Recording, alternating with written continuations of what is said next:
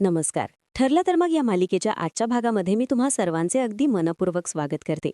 आजच्या भागामध्ये आपल्याला पाहायला मिळतं, आता प्रिया आपला रक्तगट कोणाला कळू नये यासाठी आता ज्या ठिकाणी रक्तपेढ्या ठेवलेल्या असतात तिथे येते.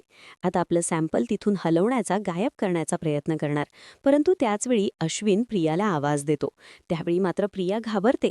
मागे येऊन पाहते तर तिथे अश्विन आलेला असतो. अश्विन प्रियाला प्रश्न करत म्हणतो, तन्वी तू इथे काय करतेस? त्यावेळी घाबरलेली प्रिया आता स्वतःचा बचाव करतच अश्विनला म्हणू लागते, अश्विन, अरे मी तुला शोधत होते, चल मला तुझ्यासोबत डान्स करायचा आहे. असं म्हणत आता प्रिया अश्विनला डान्स करण्यासाठी घेऊन जाते. आणि ज्यावेळी प्रिया तिथून जात असते त्यावेळी लपूनच सायली अर्जुन हे पाहत असतात. आता प्रिया अश्विनला आपल्यावर विश्वास बसावा यासाठी त्याला डान्स करण्यासाठी घेऊन येते. आता दोघेही रोमॅन्टिक डान्स करत असतात. आणि त्यावेळी त्या ठिकाणी सायली अर्जुनही आलेले असतात. आता प्रियाचा पहिला खोटेपणा सायली अर्जुनच्या तर समोर आलेलाच असतो. सायली अर्जुन प्रियाकडे पाहतात आणि त्यानंतर एकमेकांकडे पाहत हसू लागतात. तर आता अश्विन आणि प्रिया डान्स करत असतात. सर्वजण टाळ्या वाजवत त्यांना प्रोत्साहन देत असतात. कल्पनाताई, पूर्णा आजी, प्रतापराव सर्वजण होळीच्या ठिकाणी असतात. आता त्यांची पावलं गाण्यावर थिरकत असतात. तर त्यानंतर सायली अर्जुनलाही राहवत नाही. दोघेही आता डान्स करायला सुरुवात करतात. आता सायली आणि अर्जुन रोमॅन्टिक होत डान्स सुरू झालेला असतो.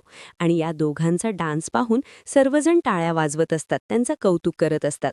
सर्वांना सायली अर्जुनचा डान्स खूप आवडलेला असतो. त्यांची थिरकणारी पावले सर्वजण पाहत असतात. तर त्यानंतर अर्जुन सायलीच्या गालाला रंग लावतो. तर त्यावेळी सायली अर्जुनला म्हणते, तुम्ही मला एवढा रंग का लावत आहात? अगोदरच तर मी तुमच्या रंगात, प्रेमाच्या रंगात नाहून गेली आहे. तर आता अर्जुन सायलीला म्हणतो, बायको तुझ्यावर कुठलाही रंग खुलूनच दिसतो. तर आता सायली अर्जुनला मिठी मारते. तर त्यानंतर सर्वच जण लयभारी या गाण्यावर डान्स करू लागतात.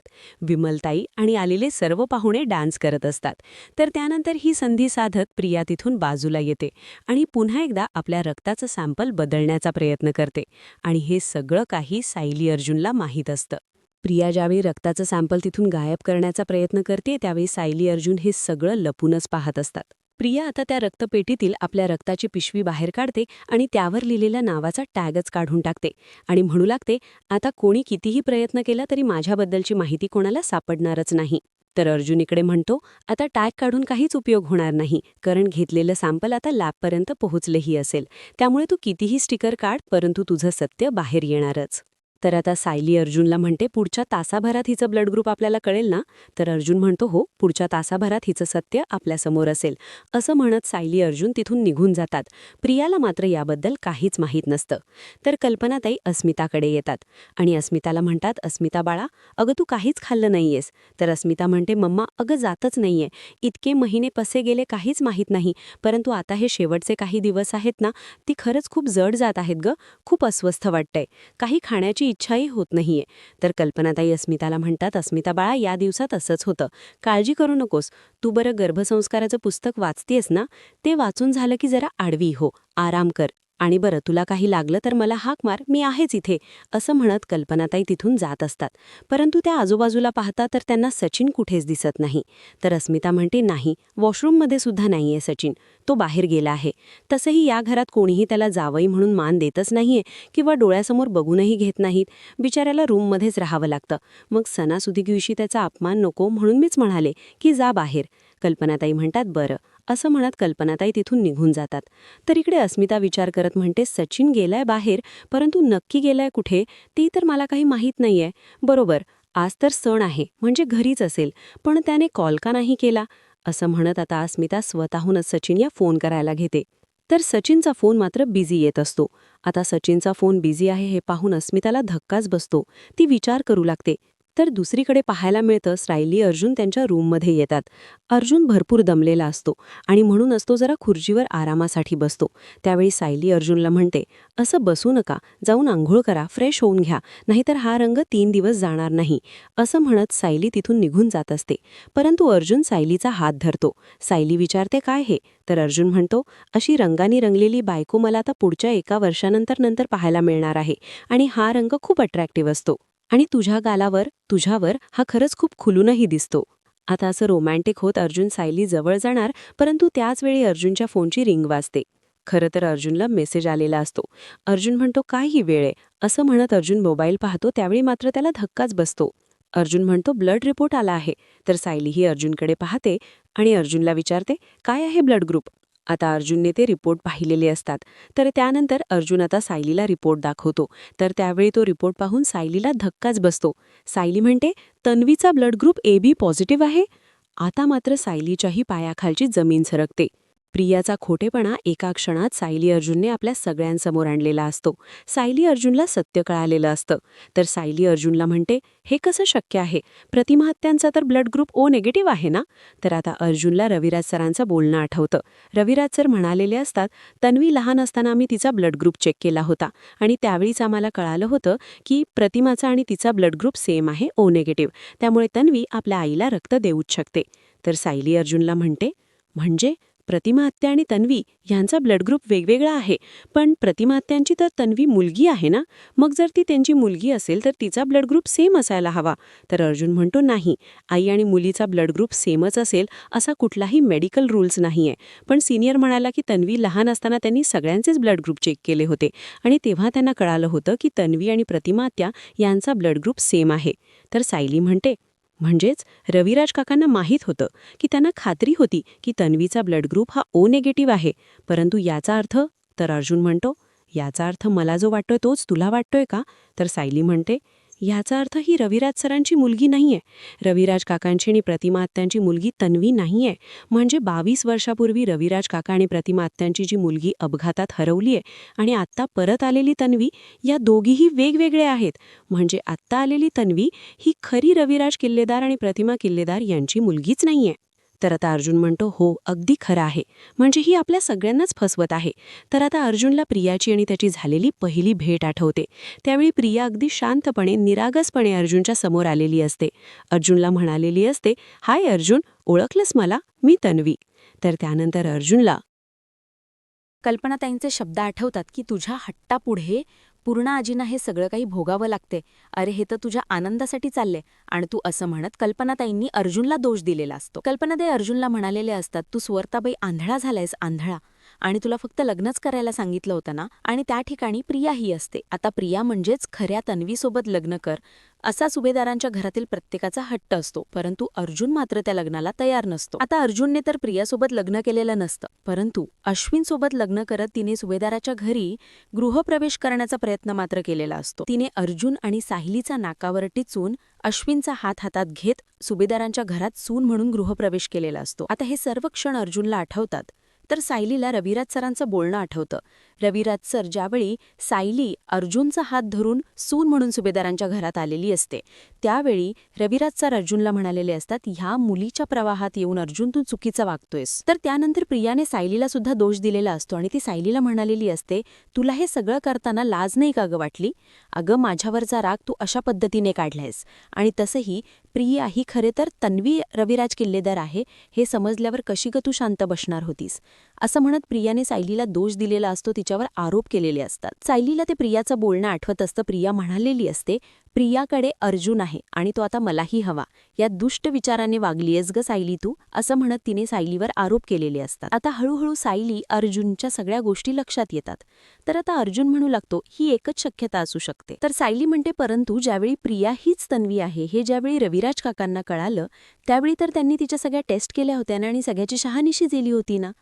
तर अर्जुन म्हणतो हो, परंतु आपल्याला कुठे माहीत होतं की ही जी तन्वी म्हणून आलीये ती कुठल्याही क्षणी कुठल्याही गोष्टीत गडबड करू शकते.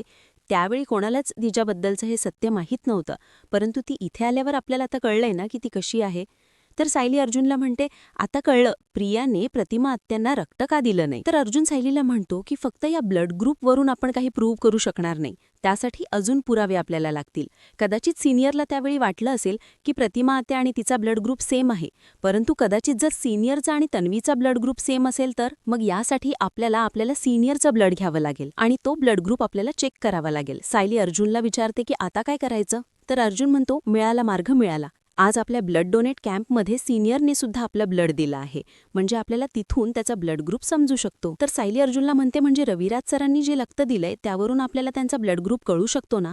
तर अर्जुन म्हणतो की हो, मी आत्ताच फोन करतो आणि त्यांच्याकडे रिपोर्ट मागवून घेतो. तर त्यावेळी सायली अर्जुनला म्हणते की आपण ह्याबद्दल अश्विन भाऊजींशी बोलूयात का, म्हणजे अश्विन भाऊजींच्या आपण कानावर ही बातमी घालूयात का. तर आता अर्जुन सायलीला म्हणतो तुला खरंच असं वाटतंय का. अगं अश्विन प्रियाचा नवरा आहे आणि काहीही झालं तरी अश्विन तिची बाजू घेणारच. म्हणजे अश्विन तिला दोष देतो, तिची चूक असेल तर सगळ्यांसमोर तिला बोलतो, पण मग मात्र तिला माफ करतो. आणि जर आता ह्या क्षणाला आपण अश्विनसोबत बोललो, अश्विनला जर काही सांगितलं, तर ह्या क्षणी प्रियाला हे सत्य कळेल आणि ती सावध होईल. त्यामुळे आपल्याला काहीही झालं तरी तिला सावध करायचं नाहीये. अगोदर आपण रिपोर्ट मागून घेऊ. तर सायली म्हणते बरं ठीक आहे, तुम्ही रिपोर्ट घ्या, तोपर्यंत मी फ्रेश होऊन येते, मग आपण निघूयात, कारण आपण अजून एखाद्या डॉक्टरला हे सगळे रिपोर्ट दाखवायला हवेत. तर अर्जुन म्हणतो बरं ठीक आहे. तर आता अर्जुन फोन करायला घेतो, तर सायली फ्रेश होण्यासाठी निघून जाते. तर दुसरीकडे पाहायला मिळतं सर्वजण एकत्र बसतात. त्यावेळी कल्पनाताई येतात आणि म्हणू लागतात, आज तर माझी कंबर आणि पाय कामातून गेलेत. म्हणूनच मी अर्जुन आणि चैतल्याला अगोदरच म्हणाले होते की मी आज खुर्चीवरून काहीही उठणार नाही. परंतु त्या दोघांच्या अंगात असं काही संचारलं होतं की शेवटी त्यांनी मला नाचायला नेलंच आणि त्यांच्यामुळे आता माझी कंबर दुखायला लागली आहे. तर पूर्णाजी म्हणतात, तुझी कंबर आणि माझे पाय बसून बसून कामातून गेलेत. परंतु अशीच असते का धुळवड, म्हणजे शरीर जरी थकलं तरी मन काही थकत नसतं. तर प्रतापराव म्हणतात, आणि कल्पना, अगं आपल्या मुलांनी या धुळवड्याच्या सणांमध्ये आपल्यालाही सामील करून घेतलं, आपल्यालाही नाचायला घेतलं, म्हणजे याचा अर्थ काय होतो की ते सुद्धा आपल्याला त्यांच्याच वयाचे मानतात.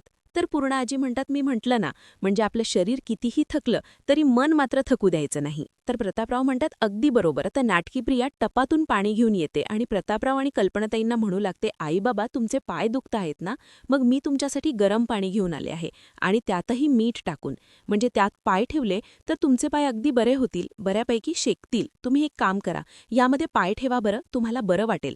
आई थांबा, मी तुमच्यासाठी पाणी घेऊन येते, असं म्हणत दुसऱ्या डपातून कल्पनाताईसाठी पाणी घेऊन येते आणि म्हणू लागते, आई तुम्हाला पायांचा त्रास होतोय ना, तुम्ही या मिठाच्या पाण्यात पाय ठेवा, बघा तुमचे आजार चुटकी जरीशी निघून जाईल. तर आता हे सगळं काही नाटक आहे हे सगळ्यांना माहीत असतं, परंतु अश्विनला कोण सांगेल. अश्विनला मात्र प्रियाचं कौतुक वाटतं आणि अश्विन प्रियाचं कौतुक करत म्हणतो, तन्वी अगं इतकी चांगली गोष्ट माझ्या तर डोक्यातच आली नाही, परंतु तुझ्या या घरगुती उपायांचा नक्कीच फायदा होईल, खरंच खूप छान उपाय आहे. तर कल्पनाताई म्हणतात, नाही नको, आम्हाला गरम पाण्यात वगैरे पाय ठेवायचे नाहीत.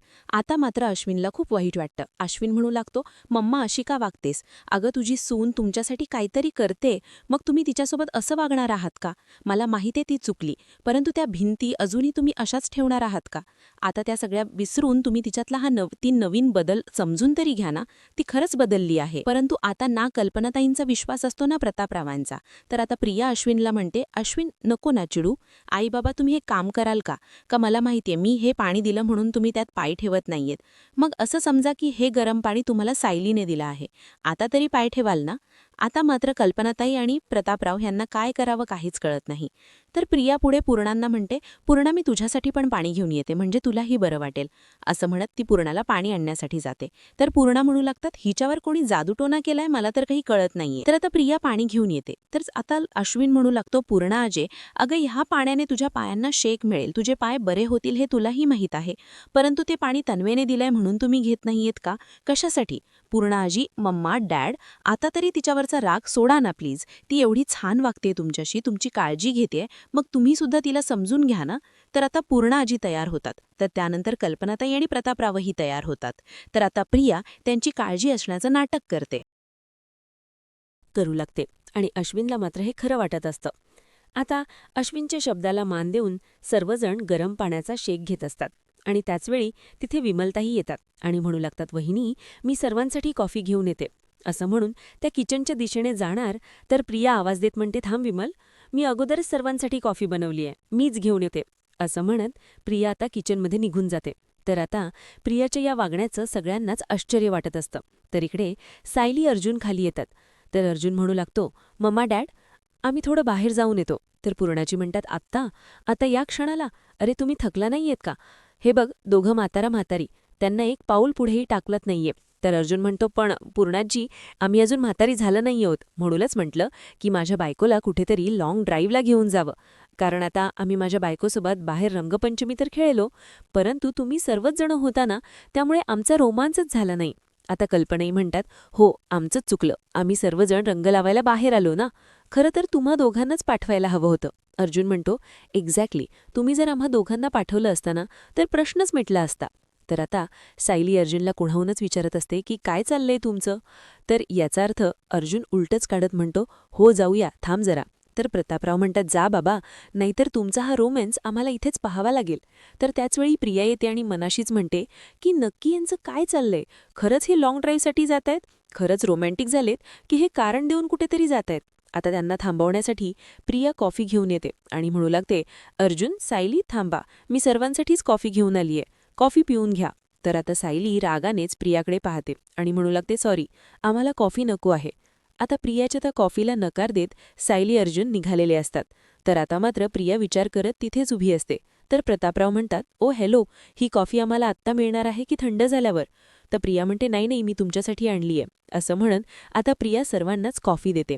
आता सायली अर्जुन असे अचानक बाहेर गेलेत, त्यामुळे प्रियाला तर काहीच सुचत नसतं. तर दुसरीकडे पाहायला मिळतं, अस्मिता तिच्या रूममध्ये बसून असते आणि त्याचवेळी सचिन येतो. तर आता अस्मिता सचिनला म्हणते, काय हे सचिन, अरे किती उशीर, आज तर धुळवडीचा दिवस होता आणि तू कुठे निघून गेला होतास? आता सचिन नाटक करत म्हणतो, सॉरी अस्मी, मी माझ्या आईबाबांकडे गेलो होतो. तर अस्मिता म्हणते, पा, आज धुळवेडीच्या दिवशी, आज सणाच्या दिवशी माझ्यासोबत वेळ घालवावा असं तुला नाही का वाटलं? तर नाटकी सचिन नाटक करत अस्मिताला म्हणतो, असं कसं होईल? अगं पण तुझ्या घरचे माझ्याशी बोलतात तरी का? अगं तुझ्या आग्रहाखातर कालच्या कार्यक्रमामध्ये, कालच्या होळीमध्ये मी सामील झालो, पण कुठे काय, कुणी माझ्याशी बोललं का? कुणी माझ्याकडे पाहतही नव्हतं आणि त्यांचं कालचं वागणं पाहून मला खरंच खूप वाईट वाटलं आणि म्हणूनच म्हटलं की आज उगाच त्या कार्यक्रमामध्ये भेटणं वगैरे नको आणि म्हणूनच मी माझ्या आईबाबांकडे निघून गेलो. तर अस्मिता आता सचिनला म्हणू लागते, सचिन, माझं काय, मला तर तू रंग लावलाही नाहीयेस. तर अश्विन म्हणतो, नाही अस्मिता, मी तर तुला रंग लावणारच नाही. आता हे ऐकून अस्मिताला धक्काच बसतो. सचिन म्हणतो, अस्मिता, अगं उगाच ॲलर्जी वगैरे झाली तर, आणि बाळाला उगाच त्रास झाला तर? तर आता अस्मिता म्हणते, अरे पण आता, यांचं बोलणं प्रिया बाहेर उभं राहून ऐकत असते. तर सचिन म्हणतो, अस्मी, अगं आजचं 1 वर्ष तू जर रंग लावणं स्किप केलं तर काही बिघडणार नाहीये. आता सचिनचं हे बोलणं अस्मिताला अजिबातच आवडलेलं नसतं. सचिनच्या या बोलण्यामुळे अस्मिताला वाईट वाटतं. तर सचिन अस्मिताला म्हणतो, बरं तू जरा पड, मी फ्रेश होऊन येतो. असं म्हणत आता सचिन तिथून निघून जातो. आता या दोघांचंही बोलणं ऐकून प्रियाला मात्र खूप आनंद झालेला असतो. आता अस्मी आरशासमोर उभी राहते आणि तिने आणलेला रंग, ती रंगाची वाटी हातात घेते आणि म्हणू लागते, सचिन, अरे आपल्या दोघांना एकमेकांना रंग लावता यावा आणि आपणही धुळवड साजरी करावी, यासाठी मी इको फ्रेंडली रंग आणला होता. पण तू ऐकूनच घेतलं नाहीस रे सचिन. अरे तू घरी राहायला आलाच आहेस, परंतु तरीसुद्धा आपल्या दोघांमध्ये इतकं अंतर का आहे? आता मात्र अस्मिताला खूप वाईट वाटत असतं. आता अस्मिताचं हे बोलणं प्रियाच्या कानी पडताच प्रिया खुश होते आणि मनाशीच म्हणते, आता तर अस्मिताची दुखरी नस मला सापडली आहे आणि याचाच उपयोग करून मी हिला माझ्या बाजूने वळवू शकते. असं म्हणत प्रिया खुश होते. तर दुसरीकडे पाहायला मिळतं, सायली अर्जुन त्यांच्या ओळखीच्या डॉक्टरांना भेटण्यासाठी आलेले असतात आणि 3ही रिपोर्ट डॉक्टरांच्या हाती दिलेले असतात. तन्वी सुभेदार, रविराज किल्लेदार आणि प्रतिमा किल्लेदार. आता हे रिपोर्ट पाहिल्यानंतर डॉक्टरांना धक्काच बसतो. डॉक्टर म्हणू लागतात, हे मेडिकली शक्यच नाहीये. तर अर्जुन म्हणतो, काय शक्य नाहीये डॉक्टर? तर डॉक्टर म्हणू लागतात, तुम्ही 3 रिपोर्ट माझ्याकडे दिले आहेत आणि यामध्ये आईचा ब्लड ग्रुप हा ओ निगेटिव्ह आहे, वडिलांचा ब्लड ग्रुप हा ए आहे आणि त्यातही मुलीचं ब्लड ग्रुप AB पॉझिटिव्ह. हे कसं शक्य आहे? हे तर मेडिकली शक्य नाहीये. आता हे ऐकल्यानंतर सायली अर्जुनला धक्काच बसतो. तर आता सायली डॉक्टरांना विचारते का? तर डॉक्टर समजावून सांगतात. त्यावेळी अर्जुन म्हणतो, म्हणजे एक तर हिचा ओ निगेटिव्ह ब्लड ग्रुप हवा होता किंवा ए, हो ना? तर डॉक्टर म्हणतात की हो, अगदी बरोबर. तरीसुद्धा हिचा ब्लड ग्रुप मात्र वेगळाच आहे. म्हणजे मेडिकली हे शक्यच नाहीये की आई वडिलांचा ब्लड ग्रुपच्या विरुद्ध मुलीचा ब्लड ग्रुप मुलाचा ब्लड ग्रुप असूच शकतो. कधीतरी असूही शकतो, परंतु या मुलीचा जो AB ब्लड ग्रुप आहे तो असूच शकत नाही. तर सायली डॉक्टरांना प्रश्न करत म्हणते, म्हणजे ही त्या दोघांची मुलगी असण्याची शक्यता किती आहे? तर डॉक्टर म्हणतात 0. आता डॉक्टरांनी सरळ सरळ प्रिया ही रविराज किल्लेदार आणि प्रतिमा किल्लेदार यांची मुलगीच नाहीये हे ठामपणे सांगितलेलं असतं. तर डॉक्टर म्हणतात की या रिपोर्टप्रमाणे तन्वी किल्लेदार हे रविराज किल्लेदार आणि प्रतिमा किल्लेदार यांची मुलगी असूच शकत नाही. आता मात्र सायली अर्जुनला काहीच कळत नसतं. ते दोघेही एकमेकांकडे पाहू लागतात, कारण डॉक्टरांचा हा निर्णय आणि त्यांच्या हाती लागलेली रिपोर्ट यामुळे त्यांना आता काय नक्की चालू आहे काहीच कळत नाही. आता सायली अर्जुन डॉक्टरांच्या क्लिनिकच्या बाहेर येतात. तर सायली म्हणू लागते, म्हणजे आपला अंदाज खरा ठरला, प्रिया ही रविराज काकांची मुलगी नाहीच आहे. तर अर्जुन म्हणतो, म्हणजे ही प्रिया तन्वी असल्याचं नाटक करतीये, ती सिनियरची मुलगी असल्याचं नाटक करतीये, खोटी तन्वी बनून आपल्या घरात वावरतीये, माझ्या भावाला प्रेमाच्या जाळ्यात ओढलं आहे तिने. एवढंच नाही तर घरातील प्रत्येकाच्या भावनांशी खेळलीये ती, आणि आता मात्र मला हे सहन होत नाहीये. आत्ताच जाऊन मला त्या तन्वीला घराबाहेर काढायचे, आणि मी तर पोलीस कंप्लेंट करणारच आहे, असं म्हणत अर्जुन रागानेच निघालेला असतो. सायली अर्जुनला समजवण्याचा थांबवण्याचा प्रयत्न करते, परंतु अर्जुनचा मात्र संताप झालेला असतो. तर दुसरीकडे सुभेदारांच्या घरी आपल्याला पाहायला मिळतं सुमन काकू. रविराज सर म्हणू लागतात, भाऊची पुरणाईची इच्छा होती आणि त्यांनी आपल्याला सांगितलं म्हणून आपण होळीपर्यंत इथे राहिलो आहोत, परंतु आपण आता आपल्या घरी जाऊयात का? तर रविराज सर म्हणू लागतात, माझ्याही मनात हा विचार आलाच, परंतु तिथे गेल्यानंतर जास्त त्रास तुलाच होईल ना ग सुमन? तर सुमन काकू म्हणू लागतात, आवजी, मला त्रास होईल या विचाराने आपण इथेच राहायचं आहे का? मला मान्य आहे तिथे गेल्यानंतर त्यांनी केलेल्या प्रत्येक गोष्टीची मला आठवण होईल, परंतु परंतु आपण इथे कायमचं तर राहू शकत नाही ना? रविराज सर म्हणतात, अगदी खरं आहे, बरं आपण उद्याच निघू. आता प्रतिमा आत्यांना रविराज सर विचारतात, प्रतिमा चालेल ना? परंतु प्रतिमा आत्या विचारत असतात तर त्यावेळी त्या भानावर येतात. तर रविराज सर म्हणतात, प्रतिमा अगं मी हाच विचार करतोय की उद्या आपण घरी जाऊयात ना? तर प्रतिमा आत्या म्हणतात, चालेल. तर आता सुमन काकू प्रतिमा आत्यांना विचारतात, काय झाले वहिनी, कसला विचार करताय? तर प्रतिमा आत्या म्हणू लागतात, माझ्या डोक्यातून हा विचारच जात नाहीये, म्हणजे माझ्या जीवावर बेतलं तरीसुद्धा तन्वी रक्त द्यायला आलीच नाही, म्हणजे घरातून हॉस्पिटलला जायला 1 ते 1.5 तास लागतो का? तर रविराज सर म्हणू लागतात, मला तर तिच्याबद्दल काही सांगू नकोस, खरं तर त्या पोरीशी आणि माझा काही संबंध नाही, मला तर त्या मुलीसोबत बोलायलाही आवडत नाही, मला तर तिचं वागणं नेहमीच खटकतं. तर सुमन काकू म्हणू लागतात, मलाही तिचं वागणं खटकलं, म्हणजे ज्यावेळी अश्विनने फोन केला होता त्यावेळीसुद्धा तिने हॉस्पिटलला जायला टाळाटाळच केली, ज्यावेळी आम्ही सर्वांनी आग्रह केला, घरातील सर्वजण तिच्यावर ओरडले, त्यावेळी कुठे ती बाहेर पडली, परंतु शेवटी पोहोचायला उशीर झालाच. तर आता प्रतिमा म्हणू लागतात, असं कोण वागू शकतं? म्हणजे आपल्या आईला रक्ताची गरज आहे, तिचे जीवावर भेटलंय तरीसुद्धा ही येऊ शकत नाही, अशी कुठली मुलगी वागू शकते का? रविराज सर म्हणतात, आपलं दुर्दैव, आणि म्हणूनच आपल्या पोटीही अशी मुलगी जन्माला आली, परंतु प्रतिमा त्या गोष्टीचा विचार करू नकोस. अगं जी मुलगी आपल्या आईला 2 थेंब रक्तही देऊ शकत नाही, त्या मुलीबद्दल आपण का विचार करावा? आणि खरं सांगू का ग प्रतिमा, मला तर तिच्याकडून कसली अपेक्षाच नाही. तर प्रतिमा आत्या म्हणतात, पण काय समजायचं याचा अर्थ? रविराज सर म्हणतात, याचा अर्थ एवढाच होतो की तन्वी 1 नंबरची स्वार्थी मुलगी आहे, आणि तिच्या इतकी स्वार्थी मुलगी आत्तापर्यंत मी कुठेही पाहिले नाही. अगं ज्या मुलीने आपल्या आईला रक्त देणं टाळलं, तर त्या ठिकाणी सायलीने तुला रक्त दिलं आहे. तर सुमन काकू म्हणू लागतात, आपण सर्वजण गमतीने म्हणतच असतो की सायली तुमची मुलगी आहे, पण आज मात्र तिने सिद्ध केलं, आज तिने तुम्हाला रक्त दिलं, तुमचा जीव वाचवला. प्रतिमांचे डोळे पाणावताच सायलीबद्दलची आपुलकी, तिच्याबद्दलची माया सर्वांनाच दिसून आलेली असते. तर सुमन काकू म्हणू लागतात, आणि आज तन्वीने सिद्ध केलंय की आजही ती मात्र तिच्या स्वार्थासाठीच वागत आहे. आता रविराज सर चिडतात आणि म्हणू लागतात, बस झालं, तिच्याबद्दल मला काही ऐकायचं नाही आणि बोलायचंही नाही, तुम्ही सामान आवरायला घ्या. तर दुसरीकडे अश्विन प्रियाचं कौतुक करत म्हणतो, तन्वी, अगं गेले काही दिवस मी पाहतोय की खरंच तू बदलण्याचा प्रयत्न करतीयस, स्वतःमध्ये बदल घडून आणतेस, म्हणजे बघ ना, कोणाला पटो किंवा न पटो, परंतु तुझे एफर्ट्स मला मात्र दिसतायत.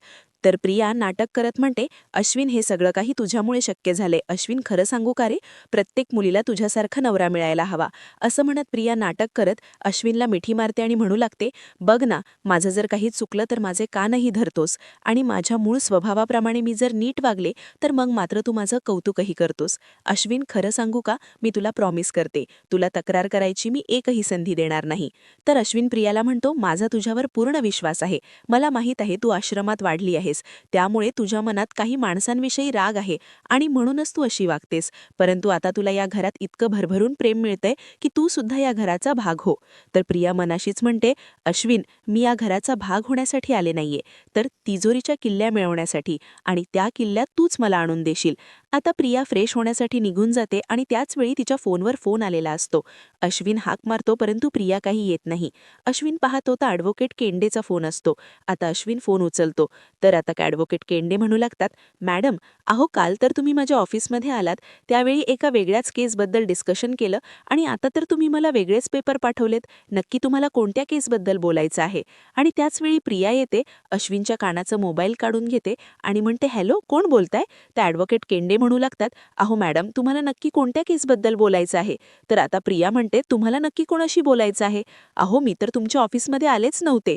तर केंडे म्हणू लागतात, अहो मॅडम तुम्ही तन्वी किल्लेदारच आहात ना, तन्वी सुभेदार. तर आता प्रिया म्हणते, नाही नाही सॉरी रॉंग नंबर. असं म्हणत प्रिया फोन कट करते. तर आता अश्विन म्हणतो, कोणाचा फोन होता आणि कोण होते हे? तर आता प्रिया म्हणते, रॉंग नंबर. तर आता अश्विन म्हणू लागतो, रॉंग नंबर होता तरी सुद्धा तू बऱ्याच वेळा बोलली आहेस. तर प्रिया म्हणते, अश्विन अरे काय करणार, ते पुन्हा पुन्हा मला तेच म्हणत होते की तुम्ही माझ्या ऑफिसमध्ये आलात. मी म्हणते की नाही. आणि त्यावेळी त्यांनी चौकशी केली, त्यावेळी ते मला म्हणतात तुम्ही तनुश्री मॅडम. तेव्हा मी त्यांना म्हणाले की नाही रॉंग नंबर आहे, बाकी काही नाही. असं म्हणत कसंबसं प्रिया तिथून निघून जाते. प्रियाने तर अश्विनला खोटं सांगितलेलं असतं आणि कुठेतरी अश्विनलाही हे कळालेलं असतं. तर दुसरीकडे पाहायला मिळतं, आता प्रिया हॉलमध्ये येते आणि म्हणू लागते, विमलताई मी तुम्हाला मदत करू का? तर विमलताई म्हणतात, नाही कशाला? नाही म्हणजे मी करते. तर आता कल्पनाताई प्रतापरावांना म्हणतात, म्हणजे न विचारता मदत केली तर चालते आणि जर विचारलं तर नाहीच म्हणणार. तर आता प्रिया म्हणते, हो ते तर आहेच. असं म्हणत प्रिया किचनमध्ये जाणार तर त्याच वेळी त्या ठिकाणी अर्जुन आलेला असतो. अर्जुन मोठ्यानेच आवाज देत म्हणतो, तन्वी. आता मात्र प्रिया घाबरते आणि म्हणू लागते, अश्विन माझ्यावर का चिडलाय, मी आत्ता काय केलंय? प्रिया तर घाबरून गेलेली असते. आता अर्जुन पुढे येऊन सत्य सांगणार, परंतु त्याच वेळी सायली आता विषय बदलत म्हणते, हिचा खोटेपणा आम्हाला माहीत आहे ना, हे सगळं काही ती खोटं वागते आणि हिचा हे जे काही चांगुलपणाचं नाटक आहे ना, तो सगळा देखावा आहे. म्हणजे मंदिरात जाणं, गवड्या काय थापणं, हे सगळं काही नाटक आहे. तर अर्जुन सायलीला म्हणतो, सायली. तर सायली म्हणते, मी हिला पाठीशी घालत नाहीये, पण हिची नाटकं आहेत आणि तिचा हा स्वभाव आहे हे तर आपल्या सगळ्यांनाच माहीत आहे. असं म्हणत अर्जुनला सत्य सांगण्यापासून सायली थांबवते. तर येणाऱ्या पुढील भागामध्ये आपल्याला पाहायला मिळतं, रविराज सर पूर्णाजींना म्हणतात, ज्यावेळी आम्हाला गरज होती त्यावेळी तुम्ही आम्हाला साथ दिली, आमचा छान पाहुणचार केला, पण आता आम्हाला निघू द्यात. असं म्हणत प्रतिमा, रविराज सर आणि सुमन काकू निघालेले असतात. तर आता प्रिया नाटक करत म्हणते, आई अगं तुला बरं नाहीये, अजून काही दिवस थांब ना, मी तुझी सेवा करीन. तर त्याचवेळी अर्जुन त्या ठिकाणी येतो आणि म्हणतो, तन्वी तुझी ही नाटकं बंद कर. अगं तुला जर प्रतिमात्यांची एवढीच काळजी होती तर मग तू रक्त द्यायला का नाही आलीस? 1-1.5 तास कुठे भटकत होतीस? आता हे प्रश्न ऐकून प्रिया मात्र घाबरून गेलेली असते. आता अर्जुनच्या या प्रश्नांची उत्तरं प्रिया काय देईल आणि प्रियाचं सत्य सायलीला अर्जुनला कळालंय हे घरच्यांनाही कळेल का, हे पाहणं अतिशय रंजक ठरणार आहे. मित्रांनो, अशाच मालिकांचे नवनवीन अपडेट्स पाहण्यासाठी चॅनलला नक्कीच सबस्क्राईब करा. आजचा हा व्हिडिओ तुम्हाला कसा वाटला हे कमेंट करून नक्कीच कळवा. आजचा हा व्हिडिओ तुम्हाला जर आवडला असेल तर व्हिडिओला लाईक करायलाही विसरू नका. व्हिडिओ पाहिल्याबद्दल तुम्हा सर्वांचे अगदी मनपूर्वक धन्यवाद.